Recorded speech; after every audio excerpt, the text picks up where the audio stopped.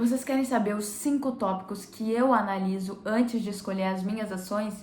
Então é exatamente nessa aula que eu vou falar tudo isso para vocês.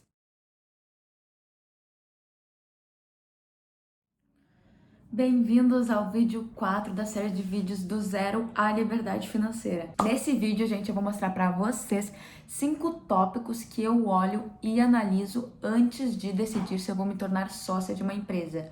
Ou seja, antes de decidir se eu vou comprar uma ação dessa empresa ou não. É claro que é necessário uma análise mais profunda antes dessa decisão tão importante, se vocês querem se tornar dono de uma partezinha da empresa ou não. Porém, aqui eu vou mostrar para vocês de uma forma simples e descomplicada 5 tópicos muito importantes que eu acho essencial para vocês olharem antes de tomarem essa decisão. Mas, gente, antes de começar, eu quero falar aqui para vocês uma coisa bem rápida e básica para vocês entenderem. Quando vocês estão comprando uma ação, vocês estão investindo em uma empresa. E essa empresa possui um modelo de negócio. E para vocês decidirem se vocês querem se tornar sócio dessa empresa ou não, vocês precisam entender esse modelo de negócio. Se é um modelo de negócio rentável, se tem boas perspectivas futuras, se possui uma boa gestão, uma boa lucratividade. Enfim, vocês têm que analisar a empresa em si. Vocês não podem esquecer que vocês estão se associando a uma empresa, que vocês não estão apenas comprando papel e vendendo papel. Vocês estão se tornando sócios de um negócio maior. Mas vamos para o primeiro tópico. Então, um dos tópicos que eu olho antes de analisar uma empresa e decidir se eu quero me tornar sócia dela ou não é a rentabilidade. Gente, eu trouxe aqui para vocês 3 indicadores que vocês podem olhar para ver se uma empresa está sendo rentável ou não. Porém, eu quero sempre lembrar aqui para vocês que indicadores são apenas indicadores, que vocês precisam analisar a empresa como um todo.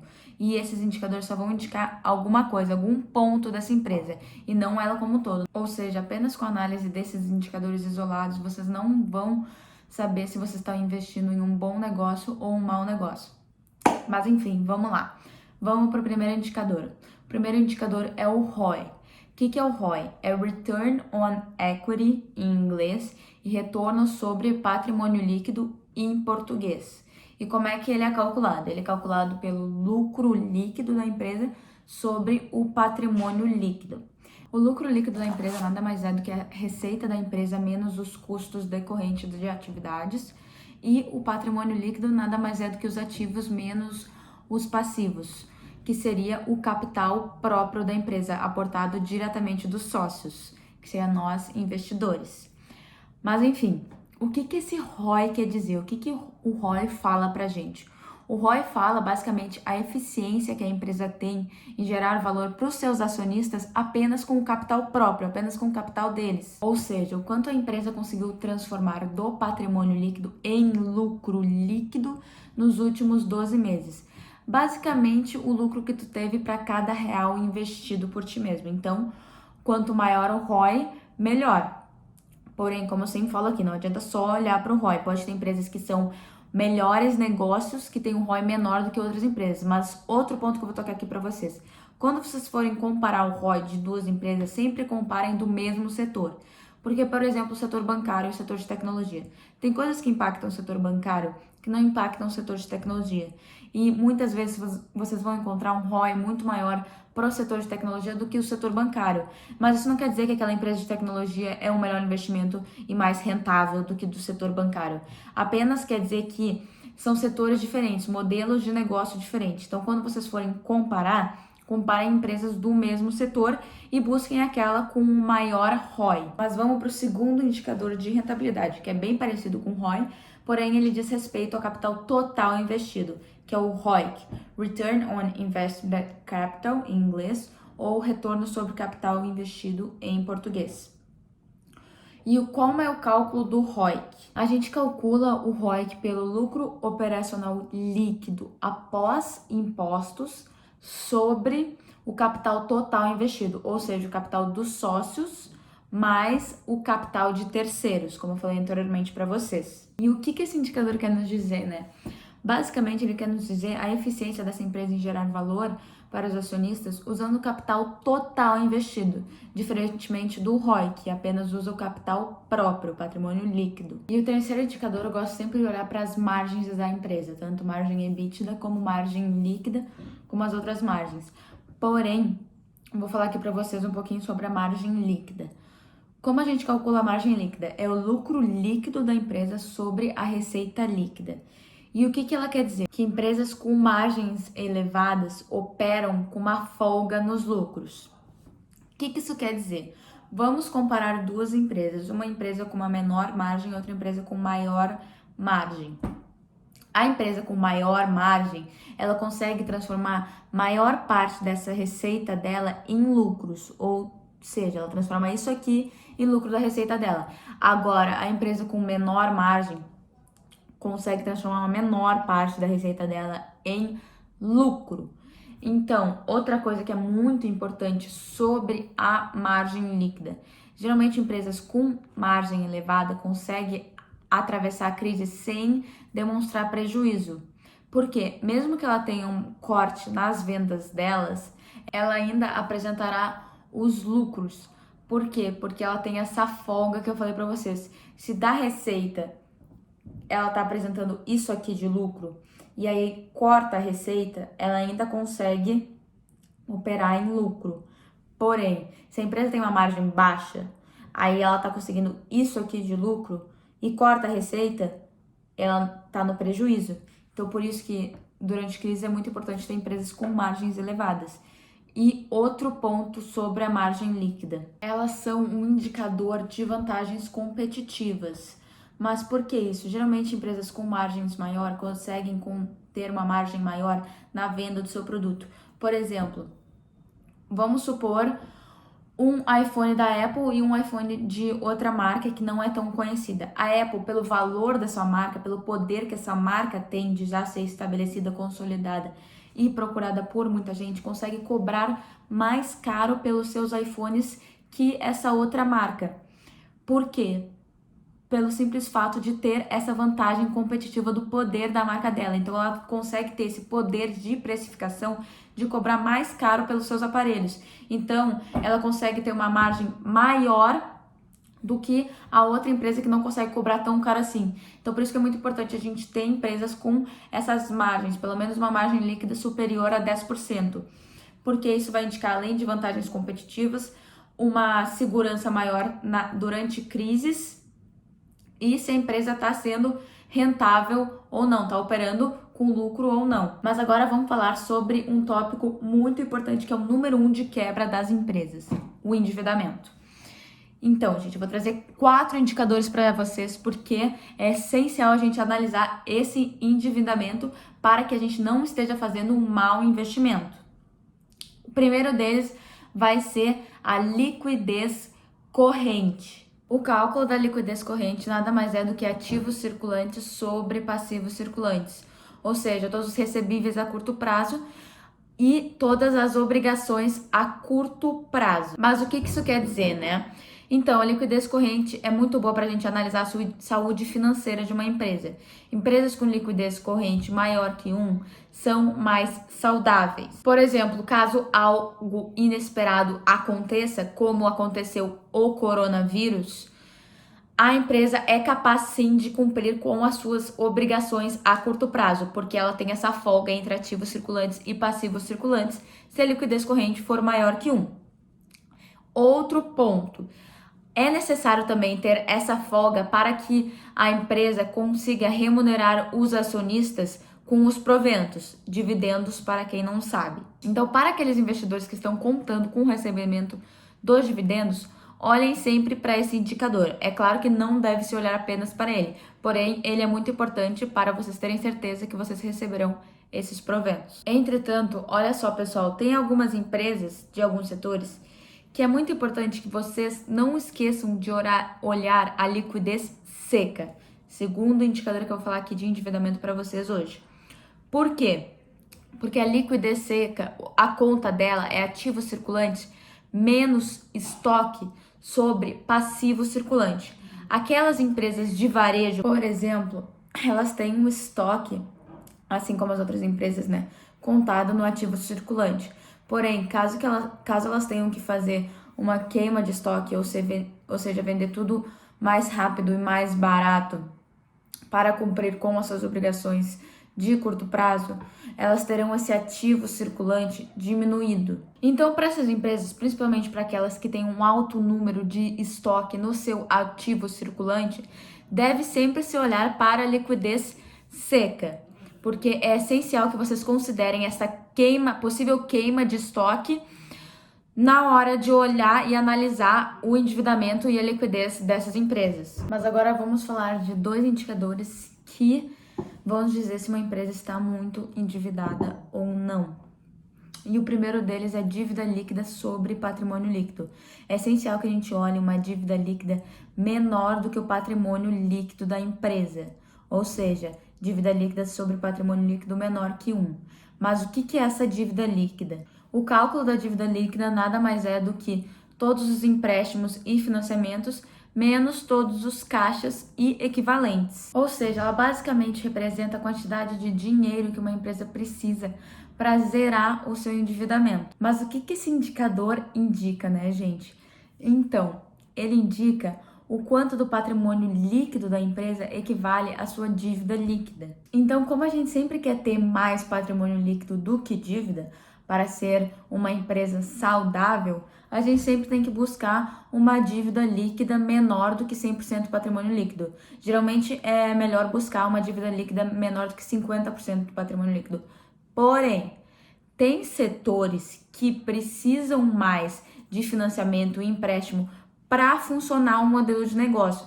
Então, eles acabam tendo uma dívida maior. Vamos supor, o setor elétrico. Se vocês compararem o setor elétrico com o setor de tecnologia, vocês vão encontrar uma dívida líquida sobre patrimônio líquido maior no setor elétrico do que no setor de tecnologia. Então, como eu falei para vocês já em outros indicadores, comparem empresas do mesmo setor, porque não adianta comparar empresas de setores diferentes que vocês podem estar investindo em um mau negócio apenas por ter feito errado uma comparação. Quarto indicador sobre endividamento, que é a dívida líquida sobre EBITDA. O que é o EBITDA?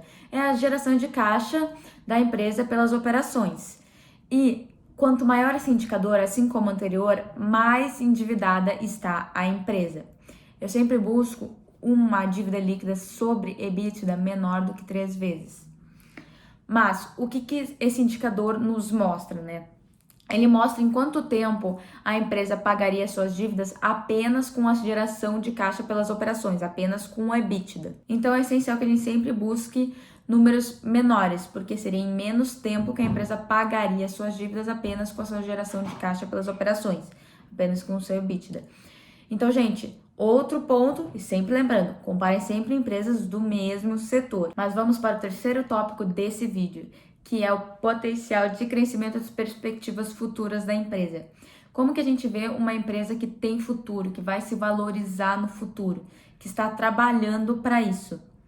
Então, primeiramente, eu gosto de olhar para o crescimento do market share. O que é isso? É o quanto de participação no mercado essa empresa ganha dos concorrentes ano a ano. É essencial que uma empresa esteja ganhando participação no seu mercado para sobreviver, porque, como eu falei anteriormente, as empresas que não ganham participação no mercado, não têm vantagens competitivas, acabam ficando para trás. Então, para a gente ver se uma empresa está crescendo o seu market share, está conseguindo espaço no seu mercado ano a ano, a gente precisa de uma empresa que tenha vantagens competitivas. E eu vou dar um exemplo aqui para vocês de uma empresa brasileira com vantagens competitivas, porque como eu dei anteriormente da Apple, uma empresa americana, agora eu vou dar de uma empresa brasileira. A WEG. Quais são as vantagens competitivas da WEG? Além de possuir uma vasta gama de produtos que poucos fornecedores produzem, a WEG é reconhecida mundialmente pela qualidade dos seus produtos. Então, aquele consumidor de WEG dificilmente vai comprar produtos dos concorrentes. E, além disso, ele tem uma vasta gama de produtos para ele comprar de uma empresa que ele confia na qualidade. Então, Isso dá à VEG um poder de precificação, ela consegue uma margem maior de lucro na venda dos seus produtos. Mas além do crescimento do market share, para a gente ver se uma empresa tem boas perspectivas futuras e um potencial de crescimento, eu gosto bastante de olhar para o indicador de crescimento passado. Lembrando aqui que crescimento passado não indica crescimento futuro e resultados passados não indicam resultados futuros, porém, ninguém quer uma empresa que andou tendo prejuízo nos últimos anos. Pode ser um prejuízo justificável? Pode. Porém, aí a gente teria que fazer uma análise mais profunda para entender o que aconteceu nesses últimos anos. Mas vamos lá. O indicador que eu uso é o CAGR. O que é o CAGR? Compound Average Growth Rate. Em português, taxa de crescimento anual composta. E o que o CAGR nos mostra? Ele nos mostra que taxa, certo fundamento que a gente está analisando, cresceu nos últimos 3 ou 5 anos, que geralmente aparece de 3 a 5 anos nas plataformas que eu vou mostrar para vocês de investimento. Uma plataforma que eu gosto bastante, além da Trademap, é Status Invest.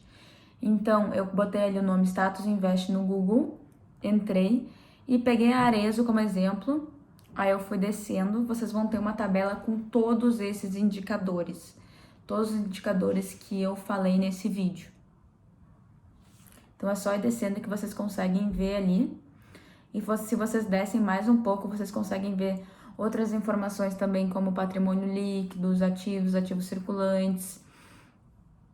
Enfim, até num gráfico bem desenhado aqui, a receita líquida, vocês conseguem ver também os custos, o lucro líquido, vocês conseguem ver o balanço patrimonial, a DRE, o fluxo de caixa. Então, essa plataforma mostra tudo o que vocês precisam saber em relação a esses indicadores que eu mostrei para vocês. Vamos para o quarto tópico desse vídeo, que é gestão. Afinal, é muito importante a gente analisar a gestão da empresa que a gente quer se tornar sócio, porque é ela que toma as decisões sobre a alocação de capital da empresa. Ou seja, ela que vai decidir o que fazer com os lucros. E é muito importante que a gente analise essa decisão. Porque a empresa pode decidir em reinvestir todo este capital e a gente tem que cobrar dela, se ela reinveste tudo, um ROI e um ROIC bom, uma rentabilidade boa sobre esse capital investido. Porém, se ela não tem um ROIC e um ROI bom, se ela não está conseguindo reinvestir o capital com uma rentabilidade boa, ela deve distribuir esse lucro em forma de proventos, como dividendos, para os acionistas. Porque se ela não está nem distribuindo os lucros em dividendos e ela não está tendo uma rentabilidade boa nos seus investimentos, as decisões que essa gestão está realizando estão sendo ruins. Porque os acionistas não estão tendo valor criado através da rentabilidade do reinvestimento e também não estão tendo lucros recebidos através da distribuição de proventos. Mas fora isso, eu gosto de ver bastante a questão do skin in the game. Se os executivos dessas empresas têm ações das empresas ou não. Porque se eles que estão lá dentro, se eles sabem direitinho como tá funcionando as coisas, se eles sabem direitinho se tem alguma coisa errada acontecendo, não tem ações da empresa ou estão vendendo tudo, por que a gente deveria se tornar sócios dessa empresa, né? Por que a gente deveria acreditar nessa empresa se eles próprios não acreditam? Então, eu gosto bastante desse conceito de botar a pele em risco e eu acho que é essencial a gente analisar essa questão. E como encontrar isso, né? Como saber se os executivos da empresa têm ações ou não? Então, é só entrar na Suno e pesquisar CVM 358. Pode botar no Google Suno CVM 358, que aí vocês vão encontrar um passo a passo direitinho de como saber se os executivos têm as ações da empresa ou não. Mas vamos lá, vamos para o quinto tópico, que é o preço da ação. Saber se a ação está cara ou não. Para isso, a gente precisaria de um processo muito aprofundado chamado de valuation. Mas, para ter uma noção desse preço, eu uso 2 indicadores, que é o preço sobre lucro, PL, é o indicador PL que é muito falado por aí, e o preço sobre o valor patrimonial. Mas lembrando, gente, que isso são apenas indicadores. O valuation é um processo super mais aprofundado. Mas é para vocês terem uma noção aí para que vocês comecem a investir. E muita gente também fala que o preço não importa. Porém, para mim, faz muita diferença comprar um arroz por R$ 5 e um arroz por R$ 50. Então, para mim, o preço importa, e principalmente para aquele investidor iniciante que não tem muito capital, eu acredito que o preço também importa. Mas há duas formas de calcular o PL, que é o preço da ação sobre o lucro por ação e o market cap sobre o lucro líquido. E esse indicador basicamente nos diz o quanto que a gente está pagando pelo lucro que a gente está recebendo. Por exemplo, uma empresa que está sendo cotada a R$ 100 e teve um lucro por ação de R$ 10, seu PL vai ser 10, ou seja, a gente está pagando 10 vezes o lucro que a gente está tendo por ação. E o PL também indica em quanto tempo a gente receberá o nosso investimento inicial de volta, se os lucros permanecerem constantes e esses lucros forem 100% distribuídos. Por exemplo, se a gente tem esse PL de 10, em 10 anos a gente receberia o nosso investimento inicial de volta, porque a gente teria R$ 10 de lucros esse ano, R$ 10 no próximo ano, até completar 10 anos, que daria os R$ 100 que a gente investiu inicialmente. E o outro indicador que eu gosto bastante para ter mais ou menos uma noção se uma ação está cara ou não, é o preço sobre valor patrimonial, que nada mais é do que o valor de mercado de uma empresa sobre o valor patrimonial, que nada mais é do que o patrimônio líquido sobre o número de ações emitidas. Mas vamos lá, gente, quando esse indicador está abaixo de 1, quer dizer que essa empresa está sendo negociada em bolsa descontada em relação ao seu patrimônio líquido. Ou seja, ela está sendo negociada em bolsa, está valendo em bolsa menos do que seu patrimônio líquido, o que pode indicar uma empresa que está barata, o que acontece também muito em crises. Muitas empresas acabam sendo negociadas abaixo do seu valor patrimonial. Mas quando o preço ou valor patrimonial é acima de 1, pode indicar uma empresa cara. Por quê? Porque ela está valendo em bolsa mais do que o seu valor patrimonial, mais do que o seu patrimônio líquido. Mas então, gente, eu espero que vocês tenham gostado dessa aula. E não se esqueçam de se inscrever no canal do Tio Uli, me seguir aqui no Instagram e comentar e deixar seu like, seu joinha aqui embaixo, que eu vou ficar muito feliz em continuar sempre produzindo e trazendo conteúdo de qualidade para vocês. E outra coisa, na próxima aula a gente vai falar mais sobre a importância da diversificação da carteira e como diversificar.